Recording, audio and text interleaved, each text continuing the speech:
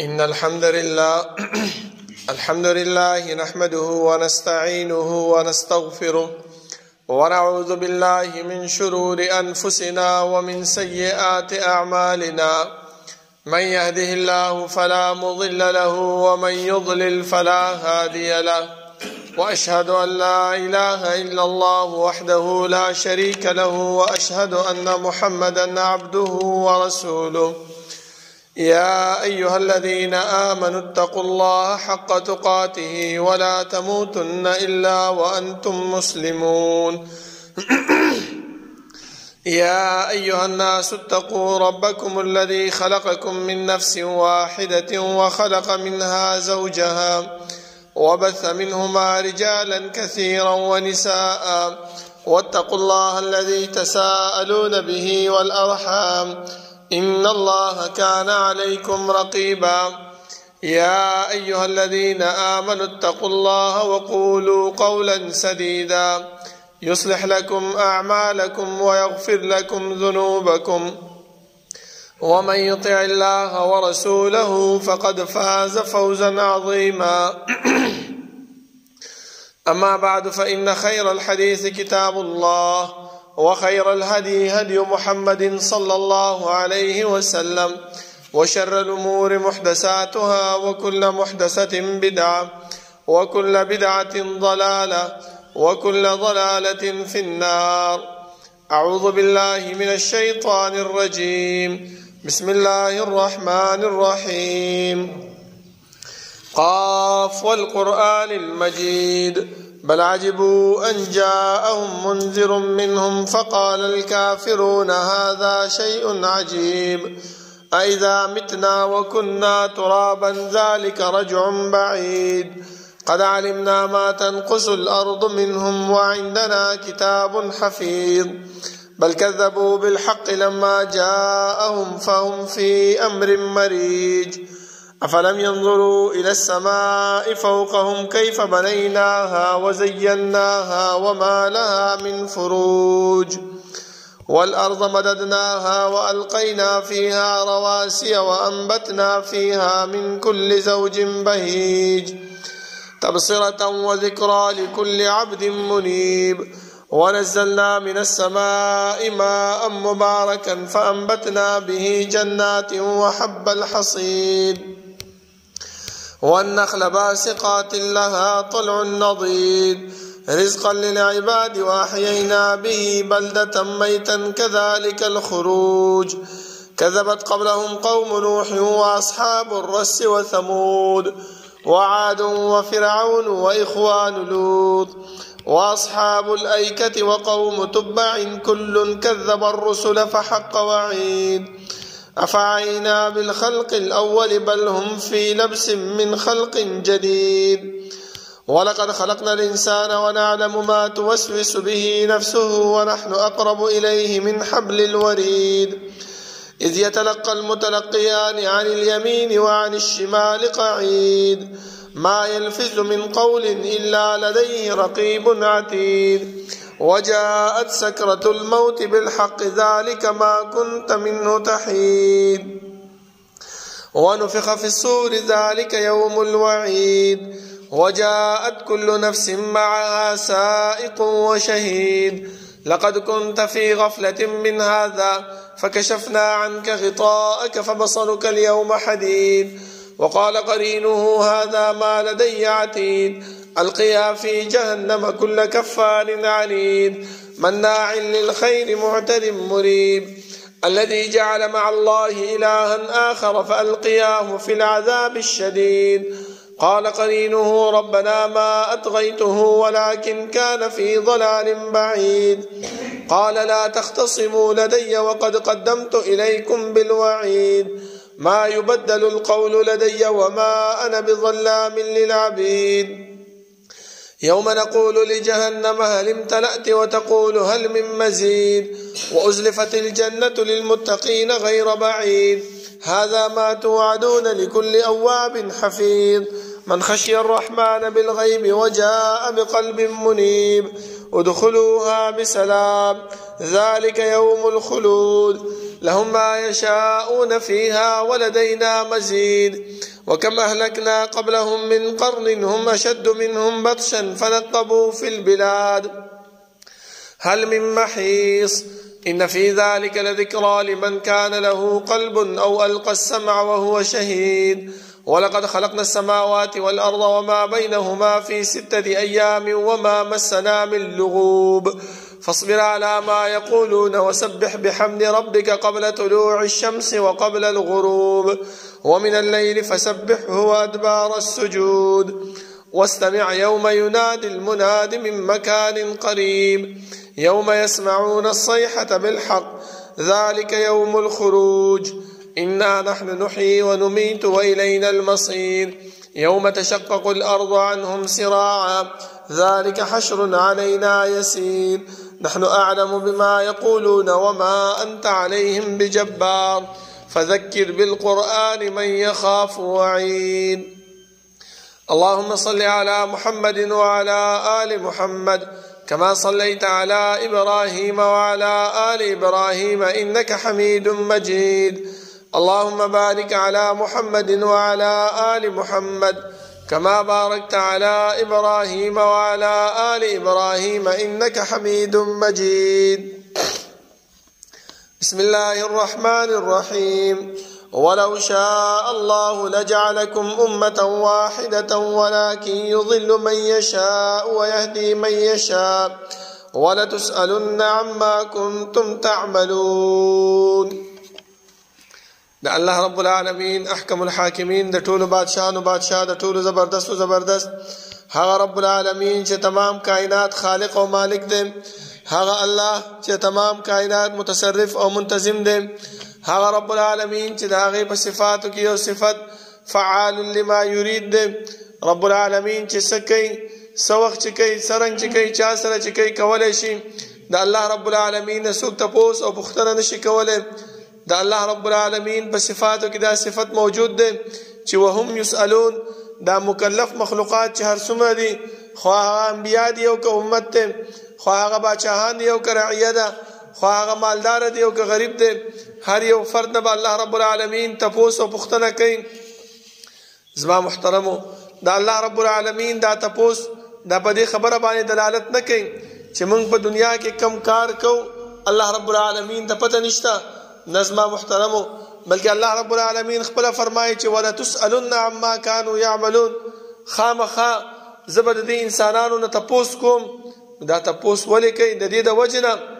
چې سبا دا انسان د خپل اعمالو نه منکر نشي ځکه دا وګورئ زمونږ د دنیا ماحول دی چې کله کم انسان کم جرم وکړي کم کار وکړي او په هغې کې گیر شي نو ټولو کې اول د هغې نه انکار کوي چې ما دا کار نه دی کړی د دې د وجه نه الله رب العالمین موږ سره کرامن کاتبین مقرر کړي دي هغې ته رجسټر ورکړی دی په لاس کې عملنامه یې ورکړې ده هغه زمونږ اعمال لیکي زمونږ د خولې نه چې ښه خبره وځي هغه هم لیکي او چې کم بده خبره وځي هغه هم لیکي هره خبره زمونږ هغه لیکلی کېږي بیا به د قیامت په ورځ باندې موږ د الله رب العالمین د هیڅ قسم د خبرې نه انکار نشو کولی چې مونږ الله رب العالمین ته دا وایو چې الله ما خدا عمل نو کړی او نه زه د دې عمل نه خبر وم بلکې الله رب العالمین به کرامن کاتبین ته به ووایي چې راوړه د دې دا عملنامه راوړه د دې دا رجسټر چې دې ته ښکاره شي چې دې په دنیا کې کم کم کارونه کړي کم کم اعمال یې کړي نو زما محترمو الله رب العالمین د دې خبرې د وضاحت دپاره د دې خبرې د هدایت حاصلولو دپاره موږ ته انبیاء کرام راولېږل او آخره کې جناب محمد رسول الله صلی الله علیه وسلم هم راولېږلو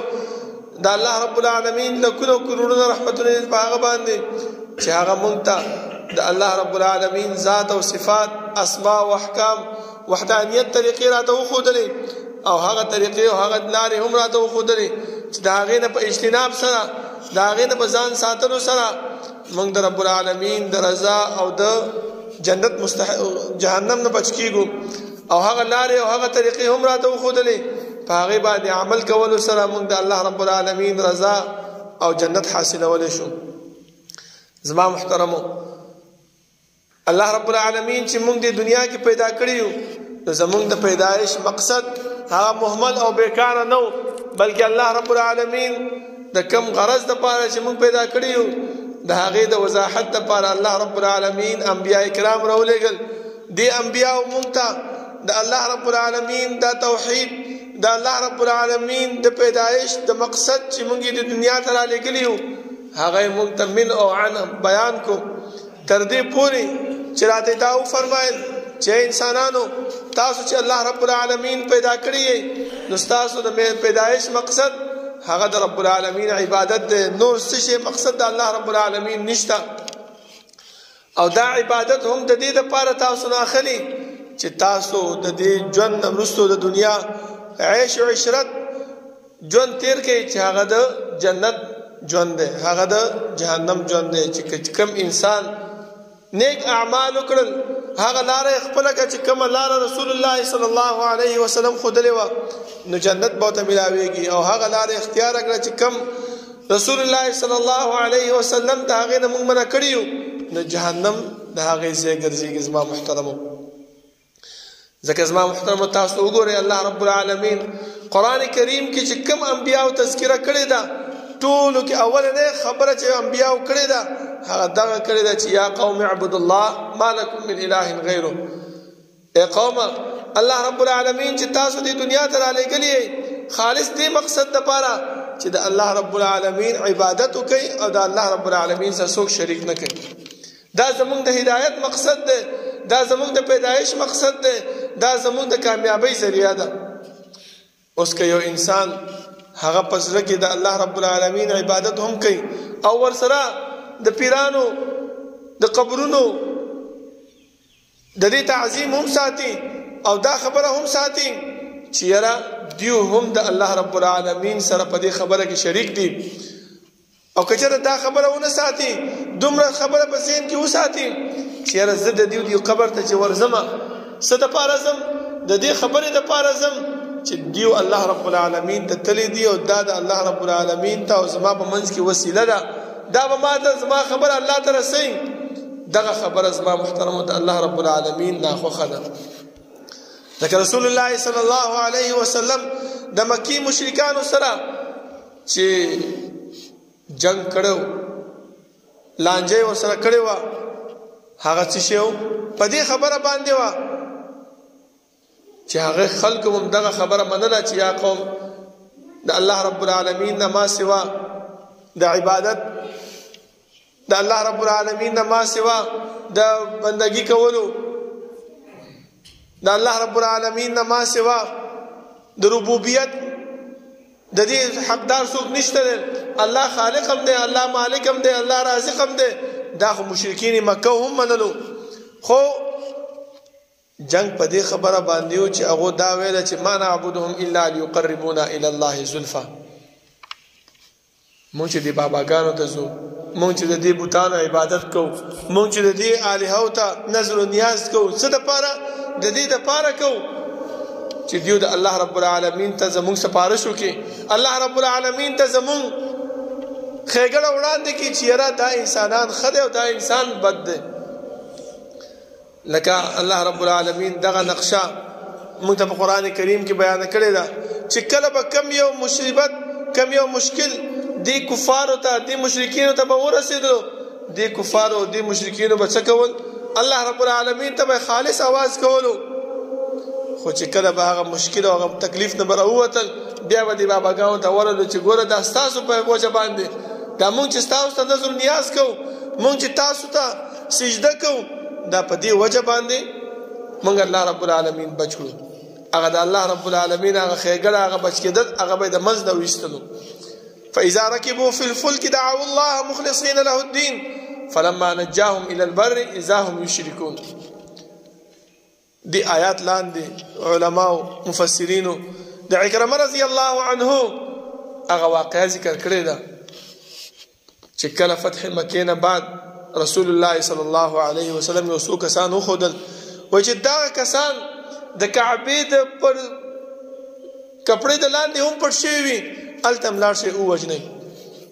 هغې کې یو عکرمه رضی الله عنه اکرمه رضی الله عنه دا خبره چې واورېده د مکې نه وتښتېدو د جدې طرف ته چې لاړو سمندر کې کېناستو بحر کې کشتۍ کې چې لږ منځ ته ورغی د طوفان راغی په سمندر باندې او کشتۍ وهونکي فلاح دا خبره وکړله چې الله رب العالمین راوبلئ الله ته خالص کې عبادت دی اکرمه رضی الله عنه ورته وویل چې ولې زمونږ باباګان زمونږ معبودان زمونږ بوتان هغه ورته دلته هغه کار نه کوي هغې نه تېرېږه د الله رب العالمین ته دعا وکړه خالص دعا الله نه وغواړه دې ټولو دلته د الله نه دعا وغوښته اکرمه رضی الله عنه فرمایي چې ما هلته دغه لوز او قصد مې وکړو چې الله رب العالمین که چېرته زه د دې بحر نه ویستلم زه به سیده ځم او رسول الله صلی الله علیه وسلم باندې به ایمان راوړم ولې زمونږ دا جنگ او زمونږ دا اختلاف او زمونږ دا نالګي دا په دې خبره باندې وه چې مونږ به ویله چې دا بوتان هم د الله رب العالمین سره شریک دي دیو هم حصه پکې ده څنګه چې الله رب العالمین کوم کارونه کوي باران وري رزق راکوي بوټي زرغونوي په دیو کې د دې هم حصه شته ده د عبادت لایق دیو هم دي چې دلته زمونږ دا په کار نه راځي نو په نرمه کې خو مونږ په دې باندې څه کوو هغه وخت کې یو کس یې ولېږلو خپل کور والا پسې یې ویل چې د رسول الله صلی الله علیه وسلم نه ما دپاره امان راوړه چې کله امان یې راوړلو وله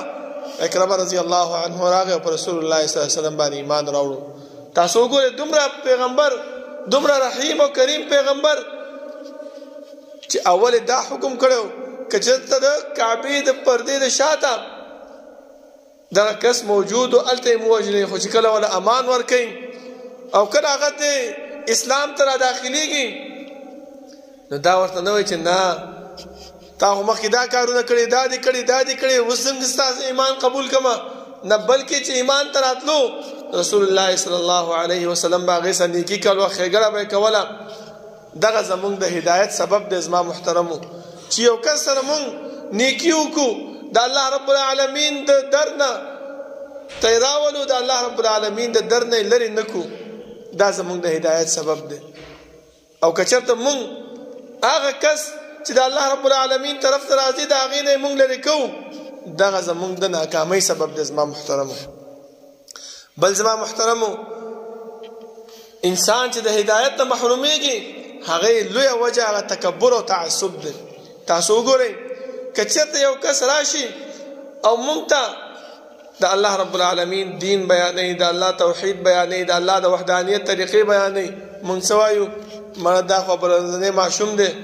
مدرسې نه فارغ څه شو چې مونږ ته الټه سیده خبرې شروع کړلې مونږ ته چې کوم مور او پلار نیکونو کوم دین ښودلی و د هغه دین نه مونږ اړئ ولې دا زمونږ نیکونه دا زمونږ ماماګان دا زمونږ ترونه دا چې کوم وفات شوي دي د دیو به څه کېږي هغه هم په دې دین باندې و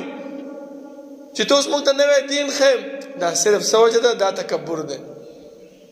لکه الله رب العالمین د شیطان هغه تکبر په قرآن کې ذکر کړی دی چې آدم علیه السلام ته یې ویلې د ملایکو ته چې د آدم ته سجده وکړئ ټولو ملایکو سجده وکړله ابلیس څه ویلې ابا واستکبره انکار یې وکړو او تکبر وکړو چې نه زه ولې دې ته سجده وکړم دا خو د خاورې نه پیدا شوی دی او زه خو د کلک شي نه د مضبوط شي نه چې هغه اور دی د هغې نه پیدا یم زه څنګه چې کوم دی نو دې ته سجده وکړم دا تکبر د الله رب العالمین خوښ نه شو او الله رب العالمین دغه شیطان ورټلو او د جنت نه یې ویستلو جهنمي کو همیش دپاره لعین شو دغه تکبر زما محترمو دا زمونږ د ناکامۍ سبب ګرځېږي ولې مونږ چا خبره نه اورو مونږ د چا مسلو ته نه کینو مونږ دا وایو چې زه خپله پوره یم ما نه څوک پوهه شته نه مونږ دغه خبرې کوو او که چېرته مونږ د څوک ووایي چې دا مسله داسې نه داسې ده مونږ په هغې کې بیا تعویلات شروع کړو ولې د خپل هغه تکبر د وجې نه د خپل هغه د لویي د وجې نه هغه مسله مونږ نه منو ځکه مونږ خو چاته کینو نه د چا نه اورو نه او کم منګړتې خبرې چا چې زمونږ ذهنونو کې اچولې دي هغه منګړتې خبرې هغه مونږ د ذهن نه وباسو نه بل زما محترمو تعصب دی د تکبر سره تعصب هم داسې یو مسله ده چې موږ د هدایت نه، د دین نه، د الله رب العالمین د پیغمبر د شریعت نه موږ لري کوي چې نه زه خو عزتمن سړی یم، نه زه خو مالدار یم، زه خو دې قام قبیلې سره تعلق ساتم، زه خو داسې یم، زه خو هغسې یم، زما سره داسې ګاډي دي، ما سره بنګلې دي، زما داسې جاه و جلال دی، زما داسې مرتبه او عظمت دی، زه څنګه د کمزوري ملا خبره واورم د دې سړي ته کښېنم؟ دا خو اړه کېدلی نه شي. دغه وجه ده زما محترمو چې زموږ د ناکامۍ سبب دی. موږ چې د الله رب العالمین دین ته، د الله شریعت ته، د الله رب العالمین وحدانیت ته نه راځو، دغه لوی سبب زموږ شی دی، هغه تعصب دی. په دې باندې الله رب العالمین ناراضه کېږي او ناخفه کېږي. ځکه زما محترمو تاسو وګورئ مشرکین مکه د هغې سره چې د رسول الله صلی الله علیه وسلم جنګو، د هغې سره چې کومه نالګي وه هغه هم صرف په دې وجه باندې وه چې هغو به دا خبره کوله رسول الله صلی الله علیه وسلم به چې دعوت ورکړو چې دعوت قبول کړي، هغو به دا ویل چې ښه ستا دا ملګري کمزوري دی، عمار دی، بلال دی بل سره چې دا زمونږ غلامانو پرون مونږ خو مشران عزتمن اشراف القوم یو، مونږ به راځو دې خلکو سره به کینو، د دې سره به زده کړه کوو، دې سره به ناسته کوو. دا هیڅکله نشي کېدلی، دا زمونږ د حیثیت خلک نه دي. دغه تعصب زما محترمو، دغه تکبر زما محترمو، دا څه وکړه دې خلکو ته سمې لارې نه لرې کړل. ګینې یو ورځ چا د دې ابو جهل نه تپوس کړو چې څه دې خیال دی رسول الله صلی الله علیه وسلم په باره کې؟ هغه ورته وویل دا خو صحیح پیغمبر دی. هغه دا خبره منله، هغه دا ورته وویل چې دا د الله رب العالمین حقدار پیغمبر دی چې الله را لېږلی دی. منې ولې نه؟ بیا به زما دا مشري ختمه شي، دا زما مریتوب به ختم شي، دا زما اشرافیت به ختم شي، دا زما چې کوم عزت دی دا به بیا مکه کې ختم شي، خلک به بیا مونږ ته تحقیر نظر کوي. صرف دغه تعصب او مشري او دغه تکبر زما محترمو دا دیو د هدایت نه لرې کړل. تاسو وګورئ چې کله د بدر په موقع باندې دیو مړه شو، مرداران شو، رسول الله صلی الله علیه وسلم یو کوی کې وغورځول او بیا کوی ته راغی ورته وویل چې تاسو ښه پته ده چې زه د الله رب العالمین پیغمبر یم. عمر رضی الله عنه ورته فرمایي چې د الله رسول دا خلک خو مړه دي. هغه وایي چې عمر څنګه چې تاسو اورئ د دې نه ښه دیو اوري الله رب العالمین دیو را ژوندي کړي دي دلته. او دغه خبره مخکینی پیغمبرانو هم کړې وه خپل قومونو ته چې ای زما قومه ما تاسو ته د الله رب العالمین دین، د الله رب العالمین شریعت در رسولی دی، خو ستاسو خپله کوتاهي، ستاسو خپله نقصان دا و چې تاسو د الله رب العالمین هغه دین او هغه شریعت تسلیم نه کړو، هغه مو نه منلو. لیکن ما د الله رب العالمین دین او شریعت تاسو ته را رسولی دی. همدغه خبره زمونږ پیغمبر صلی الله علیه وسلم هم د حجة الوداع په موقع باندې کړې وه چې ما دین او شریعت تاسو ته در رسولی که نه؟ ټولو صحابو په یک اواز باندې ویل چې او تا چې کوم دین او شریعت تا ته الله درکړی و هغه تا مونږ ته من او عن را رسولی دی. رسول الله صلی الله علیه وسلم دلته الله رب العالمین ګواه کوي چې الله ته ګواه اوسه دا خلک په دې خبره باندې مطمئن دي او دا خبره باندې اقرار کوي چې ما دا دین دیو ته رسولی دی. اوس چې په دې دین باندې مونږ عمل نه کوو، ځان کې مونږ تکبر پیدا کوو، ځان کې مونږ تعصب پیدا کوو، مونږ ځان نه رسول الله صلی الله علیه وسلم د دین او د سنت نه انحراف کوو، لرې کېږو، دا زمونږ کوتاهي ده، دا زمونږ نقصان دی. دې کې د الله رب العالمین او د پیغمبر هیڅ قسم نقصان نشته دی. پکار دا دی زما محترمو چې مونږ د الله رب العالمین دین، د الله شریعت دې ته ځان متوجه کو، دې ته راشو. دا دین به مونږ څنګه زده کوو زما محترمو؟ داسې مونږ ته نه زده کېږي چې په دې جومات کې درس کېږي، په دې جومات کې خطبه کېږي، مونږ هغې ته ځان نه رارسو، په وخت باندې نه راځو، اخره کې راشو کم عالم چې راغلی، کم ملا چې راغلی، کم مفتی صاحب چې راغلی، هغه خبرې ختمې کړي، اخر ته راشو او یو دوه درې ټکي واورو او بیا مونځ وکړو ووځو.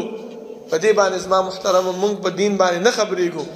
پکار دا دی چې مونږ کله د مونځ ټیم وي کله درس وي چې په ابتدا کې مونږ هغې ته ځان را حاضر کړو او په هغې باندې ځان پویه کړو. ځکه زما محترمو د جمعې دا مونځ د دې ډېر لوی فضیلت دی، ډېر ثواب دی، تر دې پورې چې رسول الله صلی الله علیه وسلم فرمای چې الله رب العالمین د جمعات په دروازه باندې ملائک مقرر کړي دي. کم یو کس چې په اول ټیم کې راشي نوم یې ولیکلی شي چې دا پلانې د پلاني زوی، الله رب العالمین د ده په حصه کې د اوښ د قربانولو ثواب، ته منډۍ ته لاړ شي اوښ راوړې او حلال کې د هغې غوښه په غریبانانو باندې تقسیم کړي، د دې چې څومره ثواب دی په دې یو وختي راتګ باندې الله رب العالمین تعالی درکوي. په دویم ټیم کې چې راشي لکه یو غوای چې د الله په لاره کې قربان کړي، په دریم ټیم کې چې راشي لکه یو چیلۍ، په څلورم ټیم کې چې راشي یو چرګ، پنځم ټیم کې چې راشي لکه یو انډه چې د الله رب العالمین په لاره کې قربان کړي. او چې کله امام منبر ته وخیږي اذان وشي وایي هغه ملائک خپل رجسټر بند کړي او د امام خطبې اورېدو ته راځي. ټیک ده مونږ خو رالو یو دوه درې ټکي د ملا خطبه هم واورېدله، مونځ هم په جمع سره وکړو، لیکن هغه د ملائکو رجسټر کې زمونږ نوم هغه نشته. د هغې هغه ثواب نه مونږ محرومه شو. کم مسلې کم دین چې امام ملا صاحب دلته مونږ ته بیان کو د هغې نه مونږ محرومه شو، هغه مونږ زده نه کو، بس مونځ هم وکړو، مونږ باندې چې کم بوج و کم فریضه وه کم بوج را باندې و هغه مو را وغورځو، د هغې نه ځان هم خلاص کو. اوس الله رب العالمین په دغه کې دی که قبله قبول دی کې او که نه قبله نو بیا به ورسره ګورو. نه زما محترمو په دې موږ نه خلاصېږو. لکه د دې یو مثال به زه تاسو ته درکړم. لکه یو کس دی په کمپنۍ کې په کارخانه کې کار کوي، د دې کمپنۍ او د دې کارخانې مالک په ګیټ باندې رجسټر ایښی دی او تاسو ټول ته ویلی دی چې سهار چې راځې هم دستخط کوه او چې غرمه یا ماښام ځې هم دستخط کوه. زه پکې داسې یم چې زه راځم دې کمپنۍ ته او دې کارخانې ته نه دستخط په راتګ کې کوم نه دستخط په تلو کې کوم. ستا څه خیال دی د کمپنۍ والا د مالک به ماله چې دی نو تنخواه په میاشت په اخره کې راکړي؟ هېڅکله نه راکوي. ولې؟ مزدورۍ له خو زه راغلی وم، کار مې هم وکړو، سهار نه تر ماښامه پورې ځان مې هم ستړی کړو او په اخره کې تنخواه هم نه میلاویږي. ولې؟ د دې د وجې نه چې په هغه رجسټر کې مونږه خپل نوم نه دی لیکلی، خپل دستخط مې نه دی کړی. همدغه شانتې جمعې مانځله رالو مونځ هم وکړو، د مونځ ثواب میلاو شو، دوه درې ټکي خطبه هم واورېدله، خو لیکن د جمعې چې کوم ثواب دی کوم دپاره چې الله ملائک را لېږلي دي هغه نومونه لیکي د هغې ثواب نه مونږ محرومه شو، د هغې نه مونږ وغورځېدلو. په کار دا دی زما محترمو په 12 بجې باندې خطبه شروع کېږي، شل باندې 15 باندې 12 مونږ جماعت ته حاضر شو چې په هغه رجسټر کې کم از کم د انډې د قربانولو هغه ثواب کې خو زمونږ نوم راشي. اوس مونږ دلته چې خطبه شروع کوله صرف 2 یا 3 کسانو، نور څوک نه و. او اوس ماشاءالله جماعت ډک شو. مونږ ټول چې دی نو د هغه رجسټر کې چې کم نومونه دي د هغې نه مونږ محرومه یو. ولې؟ دا زمونږ کوتاهي ده، دا زمونږ د سنتو نه انحراف دی. او بیا مونږ دا وایو چې الله رب العالمین دې مونږ ته هدایت وکړي. الله رب العالمین غفور رحیم ذات دی، مهربانه ذات دی. ټیک ده مهربانه دی، خو الله رب العالمین اعمال هم غواړي. ځکه علما د اسلام کې د داخلېدو دپاره د کلمې د شهادت دپاره یو 3 خبرې ذکر کړي دي چې انسان په اسلام کې داخليږي نو په اول په خولې باندې به وینا کوي چې اشهد ان لا اله الا الله و اشهد ان محمد رسول الله. دویم په زبانه به تصدیق کوي چې او دا پیغمبر چې الله را لګره دا د الله پیغمبر دی، دا قران کریم د الله رب العالمین کتاب دی، الله دا پیغمبر زمونږ د اطاعت او مونږ په دې باندې مامور کړی چې دا کوم خبره کوي د دې به منی، دا تصدیق د پسره کې موجود وي. او دریم عمل بالجوارح، په اندامونو باندې به عمل کو، که کم یو کار په دې 3 کې یو مونږ نشي دا دوم الله رب العالمین زمونږ نه سکی نه قبلې. دغه مسله موږ ته پیغمبر بیان کړی ده خو موږ خپله کوتاهي کوو او بیا موږ څه وایو موږ مسلمانان یو ځکه الله رب العالمین د بانډچیانو باره کې څه فرمایي قالت الاعراب آمنا موږ ایمان راوړی دی الله وایي چې ولکن قولوا اسلمنا موږ ځان تابع کړی دی ایمان هم نه دی راوړی موږ د الله رب العالمین دین ته ځان تابع کړی دی ایمان به موږ هله راوړو چې کله د پیغمبر او د الله رب العالمین د ښودلې شوي په طریقو باندې موږ ځان روان کړو نو بیا به موږ څه یو ایمان راوړونکي یو موږ به بیا ځان ته مؤمنان وایو چې الله رب العالمین یا ایها الذین آمنو دا د ایمان والا لقب چې ورکړی دی هغه په دې ورکړی دی چې موږ عمل بالجوارح شروع کړو په دې اندامونو باندې عمل شروع کړو ګنې نو موږ څه یو مسلمانان یو ځان هم تابع کړی دی ځان هم تسلیم کړی دی خو ایمان هم نه دی راوړی ځکه الله رب العالمین د بانډچیانو باره کې څه فرمایي قالت الاعراب آمنا بانډچیانو چې موږ ایمان راوړی الله وایي چې نه ولکن قولوا اسلمنا لیکن داسې وایي چې ایمان نه اسلام هم راوړی ځان هم تابع کړی ځان هم انقیاد ته راوستی دی نو د الله رب العالمین نه دعا ده چې الله رب العالمین دې زموږ دا کوتاهي ختمه کړي موږ ته د هدایت په لاره دی الله موږ روان کړي او موږ د اعمال بالجوارح ته تابع کړي چې موږ خپلو اندامونو باندې د الله او د الله د رسول په طریقو باندې روان شو په هغې باندې عمل شروع کړو چې الله زموږ نه خوشحاله شي او راضي شي اقول قولي هذا واستغفر الله لي ولكم ولسائر المسلمين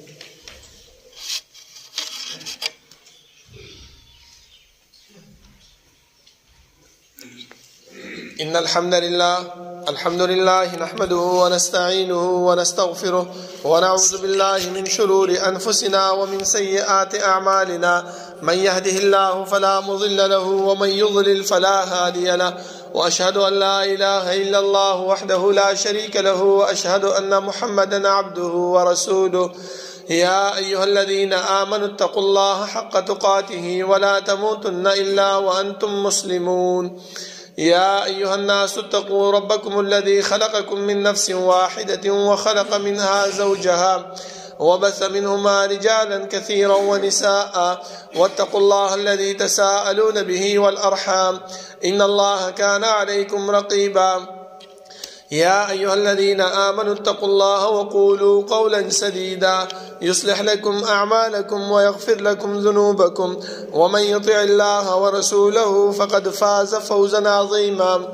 أما بعد فإن خير الحديث كتاب الله وخير الهدي هدي محمد صلى الله عليه وسلم وشر الأمور محدثاتها وكل محدثة بدعة وكل بدعة ضلالة وكل ضلالة في النار بسم الله الرحمن الرحيم زما محترمو الله رب العالمین چې کم پیغمبر مونږ ته رالیږلی دی د دې پیغمبر د ښودلې شویو احکاماتو باندې عمل دا زموږ د هدایت ذریعه ده یعنې نو زموږ د هدایت بله ذریعه نشته دی که هر څومره مونږ په خوله باندې کلمې ووایو ځکه شیطان مونږ په دې خبره باندې غولولی یو چې رسول الله صلی الله علیه وسلم فرمایلی دی چې کلمه د شهادت ووایه په خوله باندې دې چې ووایې همیش دپاره به جهنم ته نه ځې که اعمال کې وکړه او که نه کې نو دومره څه ضروري نه ده نه زما محترمو ټیک ده په شهادت باندې په کلمه ویلو باندې الله رب العالمین جهنم ته مونږ نه داخلې همیش دپاره لیکن کم ګناهونه چې مونږ کوو کم کوتاهیانې چې مونږ کوو کم رستوالی چې مونږ کوو د هغې سزا به مونږ سکو او تاسو خپله سوچ وکئ چې حدیث کې رسول الله صلی الله علیه وسلم فرمای چې دا د دنیا اور دا د جهنم د اور نه اویا چنده کم اور دی لکه دا اور اویا ځله واخلې د جهنم یو اور برابریږي